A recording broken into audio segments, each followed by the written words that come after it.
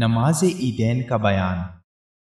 عن جابر بن عبد الله رضي الله عنه قال قام النبي صلى الله عليه وسلم يوم الفطر فصلى فبدأ بالصلاة ثم خطب فلما فرغ نزل فأتى النساء فذكرهن وهو يتوكأ على يد بلال وبلال باسط ثوبه يلقي فيه النساء الصدقة۔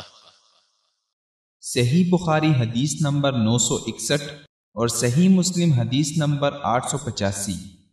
حضرت جابر بن عبداللہ رضی اللہ عنہما نے فرمایا کہ نبی کریم صلی اللہ علیہ وسلم نے عید الفطر کی نماز پڑھی۔ پہلے آپ نے نماز پڑھی، بعد میں خطبہ دیا۔ جب آپ خطبے سے فارغ ہو گئے تو اترے اور عورتوں کی طرف آئے، پھر انہیں نصیحت فرمائی۔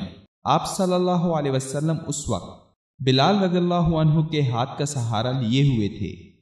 حضرت بلال رضی اللہ عنہ نے اپنا کپڑا پھیلا رکھا تھا جس میں عورتیں صدقہ ڈال رہی تھیں۔